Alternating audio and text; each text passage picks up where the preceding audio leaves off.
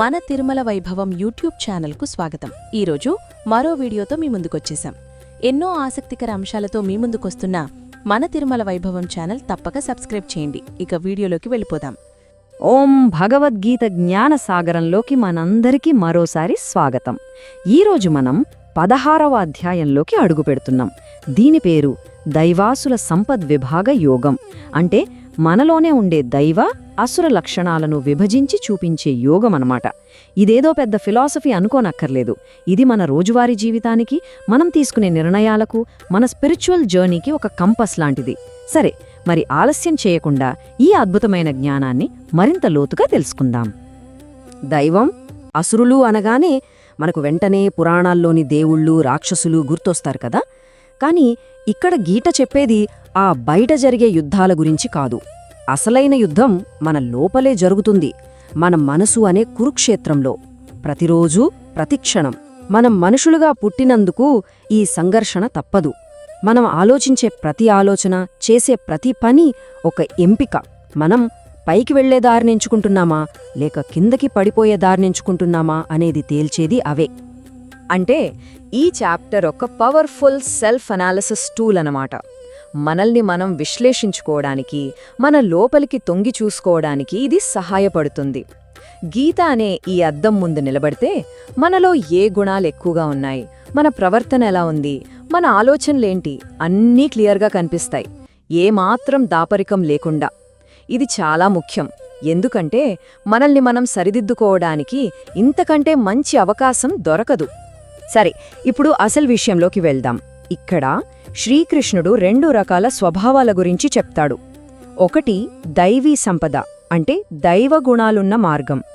రెండవది అసురీ సంపద, అంటే అసుర గుణాలున్న మార్గం.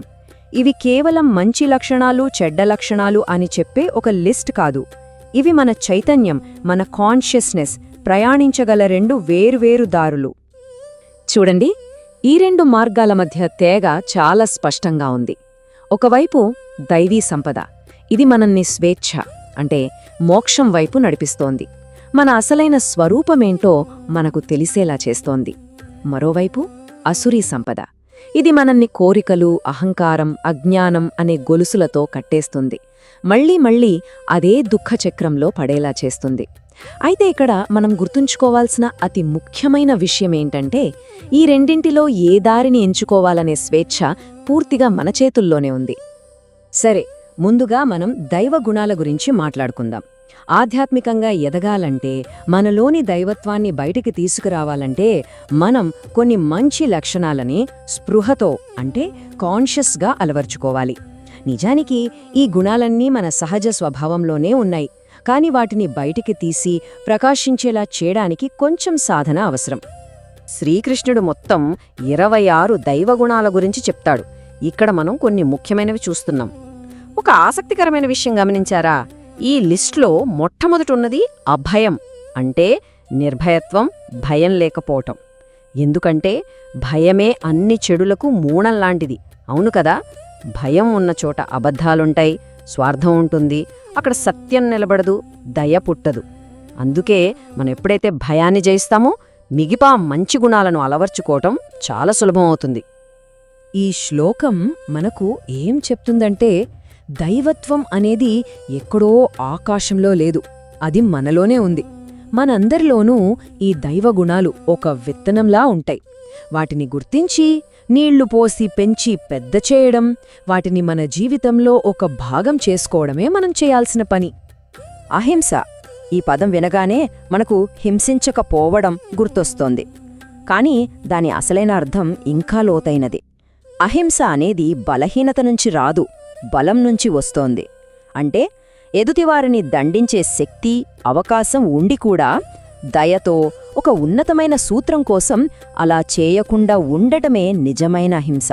అది పిరికితనం అస్సలు కాదు. అది చాలా ధైర్యంతో, సెల్ఫ్ కంట్రోల్తో తీసుకున్న నిర్ణయం. సరే, ఇప్పుడు దాకా దైవగుణాల గురించి చూసాం.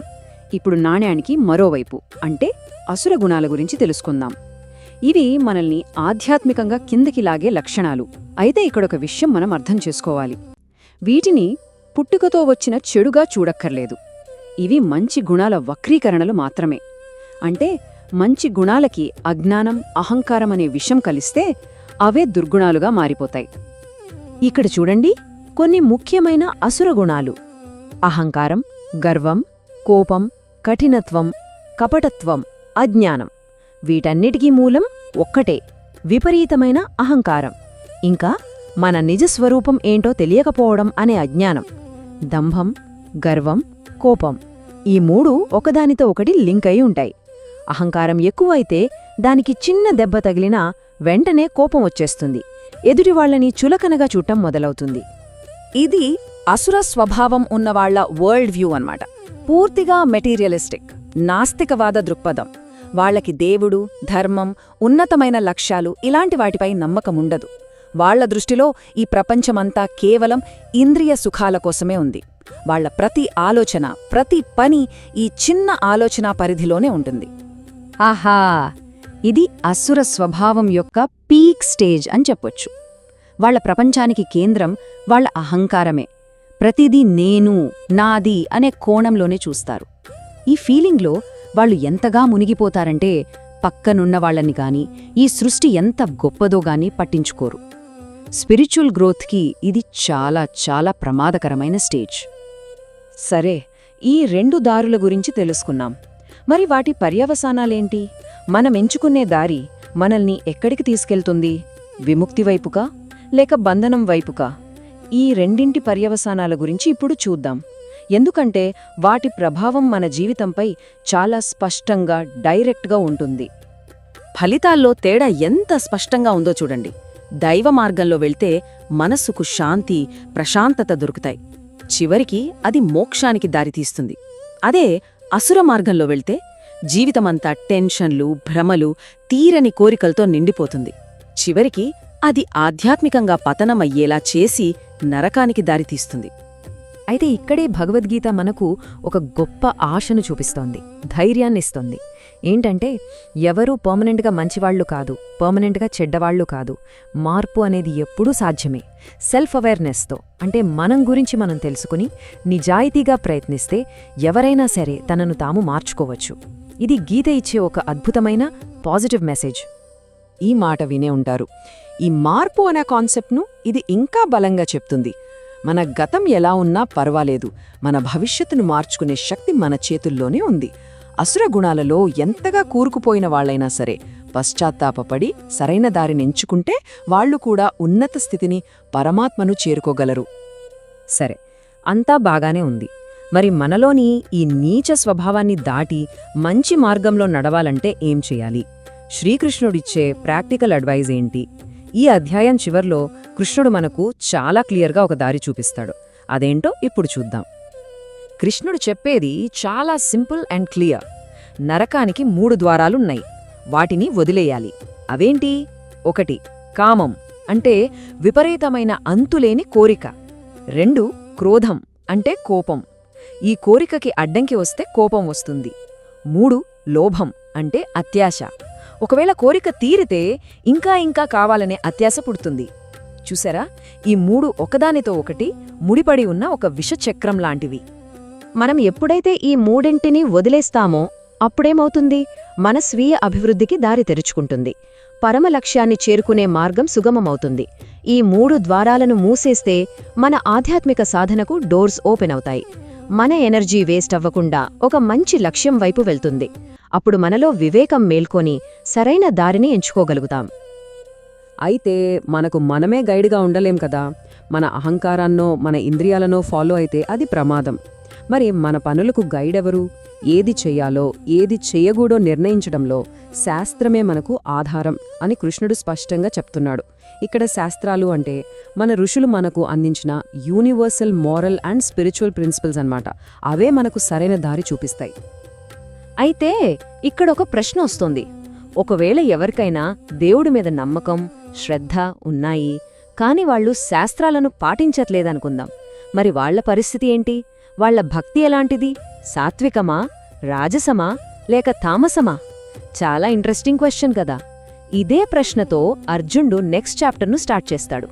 ఇది మన తర్వాతి విశ్లేషణకు ఒక మంచి హుక్ లాంటిది. మొత్తం మీద ఈ 16వ అధ్యాయం మన స్వభావం గురించి, మనం చేసుకునే ఎంపికల గురించి, మన గమ్యం గురించి మనకు చాలా లోతైన అవగాహననిస్తుంది. దైవ మార్గాన్ని ఎంచుకొని మనలోని మంచిని మేల్కొల్పడం ద్వారా మనం శాంతిని, ఆనందాన్ని, చివరికి మోక్షాన్ని కూడా పొందగలం. ఓం తత్ సత్. చూశారు కదా, ఒక మంచి వీడియో.